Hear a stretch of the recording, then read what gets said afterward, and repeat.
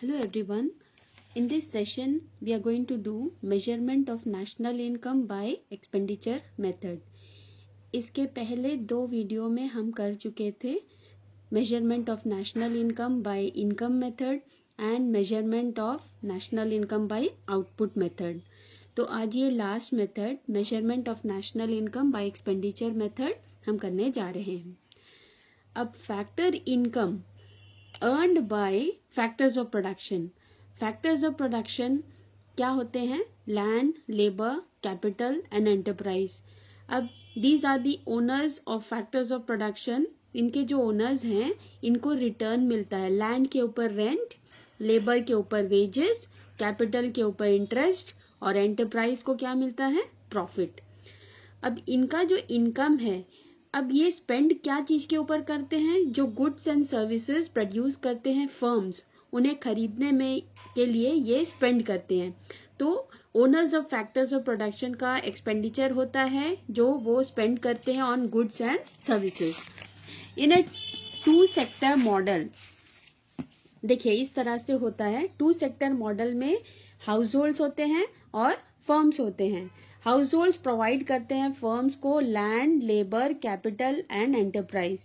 और फर्म्स क्या करते हैं? इन्हीं इनपुट्स को यूज करके प्रोवाइड करते हैं हाउस होल्ड्स को गुड्स एंड सर्विसेज. तो दैट मीन्स अब इस एक्सपेंडिचर मेथड में हम ये देखेंगे कि हाउस होल्ड्स का क्या एक्सपेंडिचर है. जो अमाउंट उनको जो इनकम मिलता है through land, labour, capital and enterprise in the form of rent, wages, interest and profit, they are spending that income on purchase of goods and services which are produced by the firms. Firms का expenditure क्या होता है? जो ये land, labour, capital और enterprise का जो payment करते हैं वो in the form of rent, wages, interest and profit, ये फर्म्स का एक्सपेंडिचर है. और हाउस होल्ड्स का एक्सपेंडिचर क्या है? जो वो स्पेंड करते हैं on goods and services. So let us start from this topic. This method measures national income as sum total of final expenditure incurred by households, business firms, government and foreigners. तो 4 sector होते हैं: house hold sector, firm sector, government and the foreign sector. तो 2 sector model में तो house holds और firms होते हैं और 4 सेक्टर मॉडल में ये होते हैं house hold, firm, government and foreign sector. अब इन चारों का जो एक्सपेंडिचर होता है ये इंक्लूड होता है इन एक्सपेंडिचर मेथड. तो ये एक फ्लो चार्ट मैंने बनाया है जिसमें प्राइवेट फाइनल कंजम्पशन एक्सपेंडिचर ये किसका होता है? हाउस होल्ड्स का. गवर्नमेंट फाइनल कंजम्पशन एक्सपेंडिचर होता है गवर्नमेंट का. ग्रॉस डोमेस्टिक कैपिटल फॉर्मेशन ये फर्म्स या प्रोड्यूसर्स का होता है. एंड नेट एक्सपोर्ट जो होता है ये फॉरेन सेक्टर का. तो इस मेथड में हम ये चारों सेक्टर का एक्सपेंडिचर को ऐड करेंगे और इसको जब ऐड करेंगे इसका जो आंसर आएगा उसको बोलते हैं gross domestic product at market prices, that is GDP at MP. अब इससे हम माइनस करेंगे डेप्रिसिएशन और नेट इनडायरेक्ट टैक्सेस. तो हमारा जो आंसर होगा उसे कहेंगे डोमेस्टिक इनकम या net domestic product at factor cost. इसमें अगर हम NFIA that is net factor income from abroad अगर ऐड करेंगे तो जो हमारा आंसर आएगा उसे हम कहते हैं नेशनल इनकम या NNP एट फैक्टर कॉस्ट. अब हमने जो टर्म्स इंक्लूड किया है, private final consumption expenditure, then government final consumption expenditure and gross domestic capital formation और ग्रॉस इन्वेस्टमेंट, इन सबका एंड इवन नेट एक्सपोर्ट्स, इनका एक्सप्लेनेशन. पहला है private final consumption expenditure.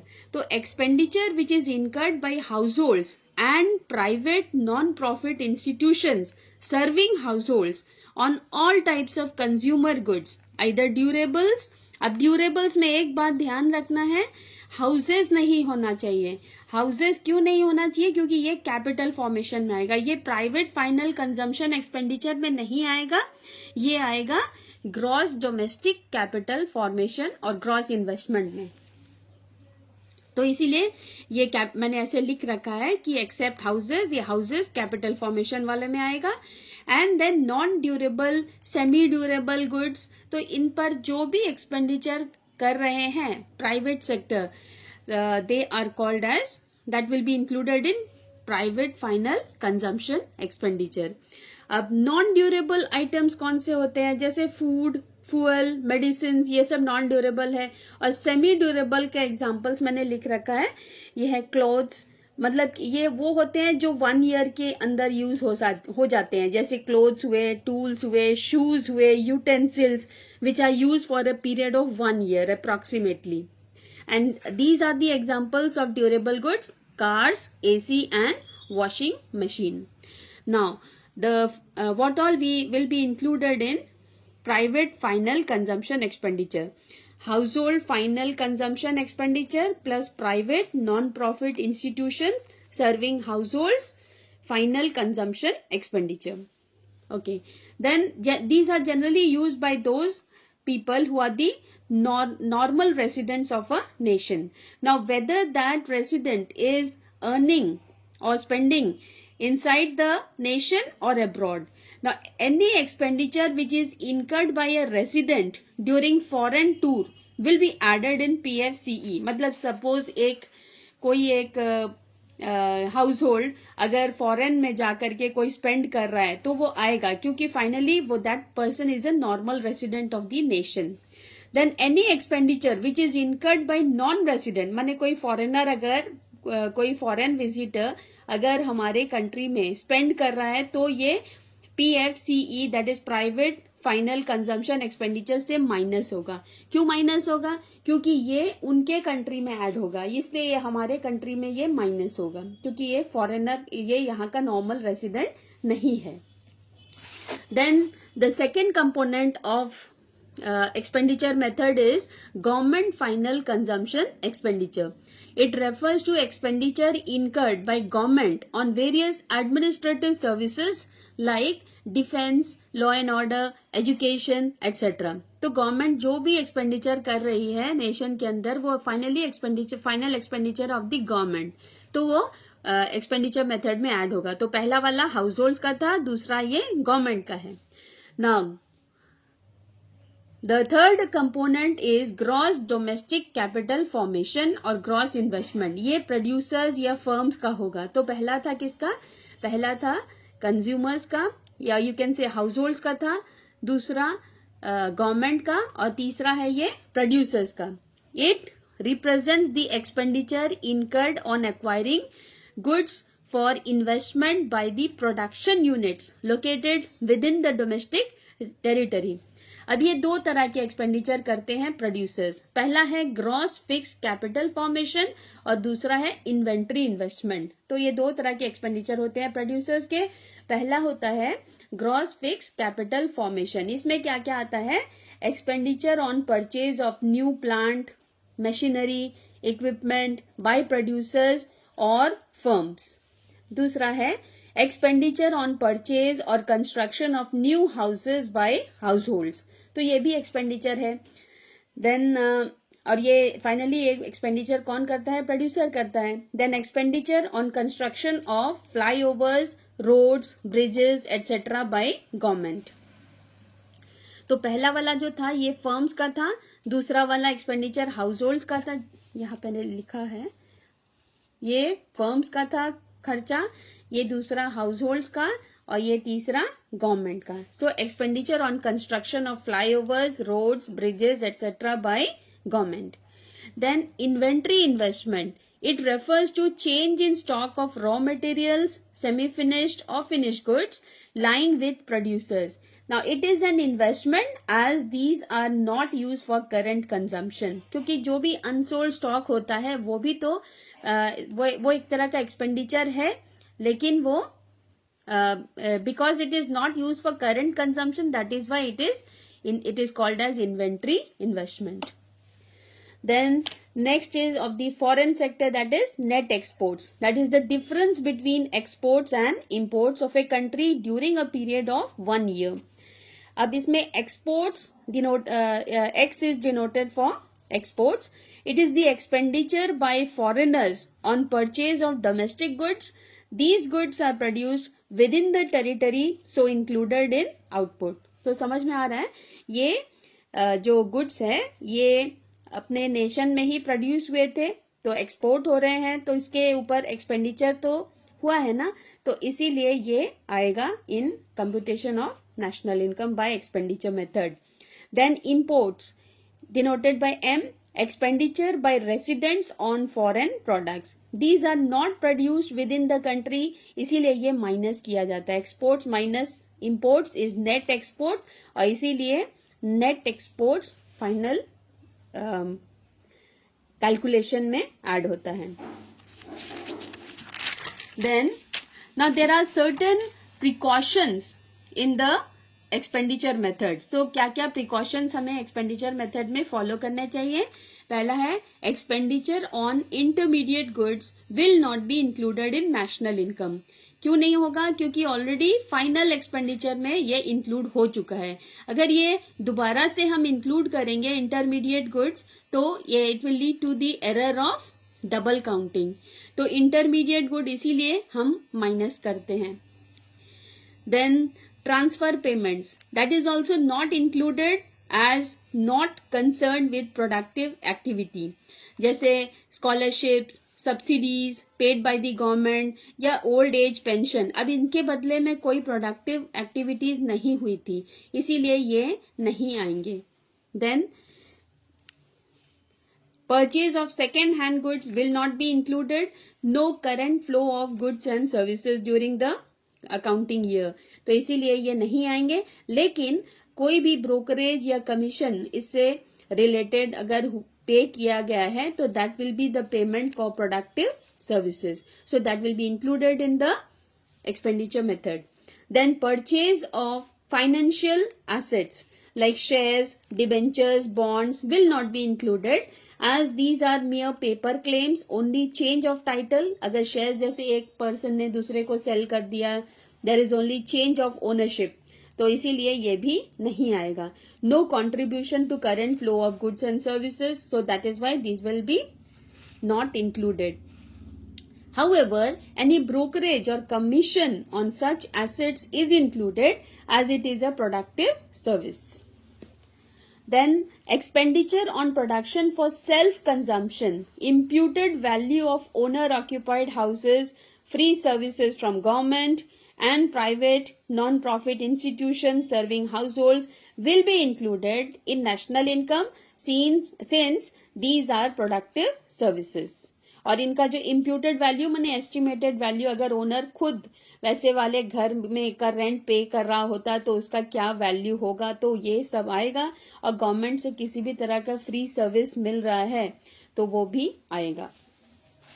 Then we are going to do one sum related to all the 3 methods so that ये पता चल जाए कि अगर एक यूजुअली क्या होता है कि एक सम में एनी 2 मेथड्स या फिर तीनों मेथड भी पूछा जा सकता है.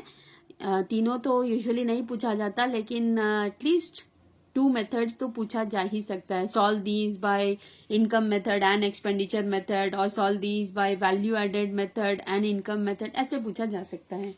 तो now gross value added by primary sector, gross value added by secondary sector, gross value added by tertiary sector, ये दिया हुआ है. Then compensation of employees, rent and royalty, interest, income, profit. Then ये मैंने क्वेश्चन इस तरह का तैयार किया गया जिसमें कि एक ऑर्डर में दिया गया. ये पहले जैसे यहाँ से लेकर टर्टरी सेक्टर, ये तीनों जो है ये आउटपुट मेथड में आएंगे. अब ये compensation of employees, rent and royalty, interest, mixed income, profit, ये इनकम मेथड से रिलेटेड है. और ये यहाँ से private final consumption expenditure, government final consumption expenditure, gross domestic capital formation, ये सब एक्सपेंडिचर मेथड में आते हैं.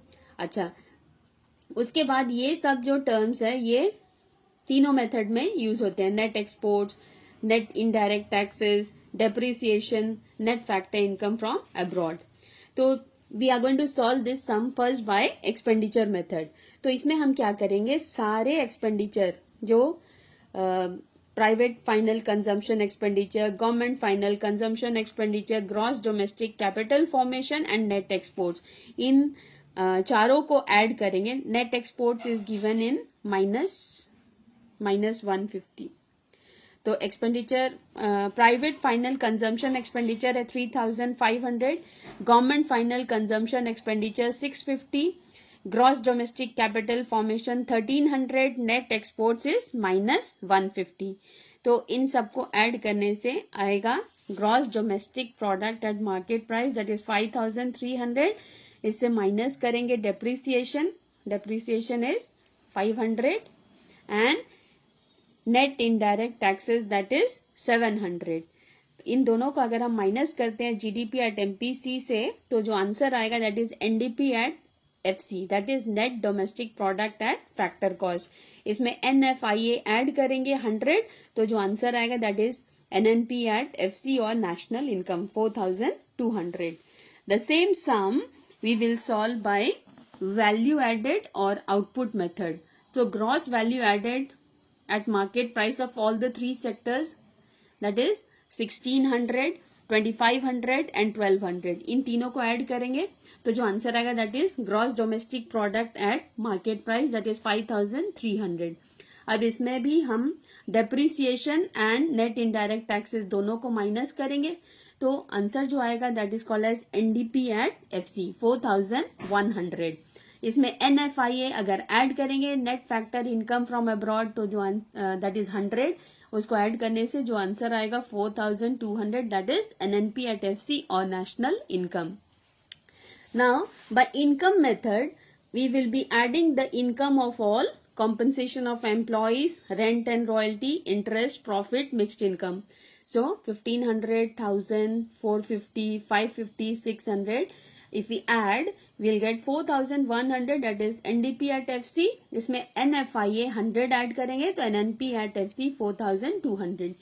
एक बात ध्यान में आए रहे कि in all the three methods, GDP at MP, then NNP at FC and national income, all three answers should come same. तो ये एक्सपेंडिचर मेथड का था जीडीपी एट एमपी 5,300. ये आउटपुट मेथड का था जीडीपी एट एमपी 5,300 और ये GDP at एक मिनट नहीं इसका हमसे NDP at FC 4,100 that is NDP at FC 4,000. हाँ ये सबका सेम आएगा. जीडीपी एट एमपी सिर्फ इन दोनों का ये expenditure method and value added method दोनों में GDP at MP and NNP at FC also will come same 4,200 and 4,200. Thank you.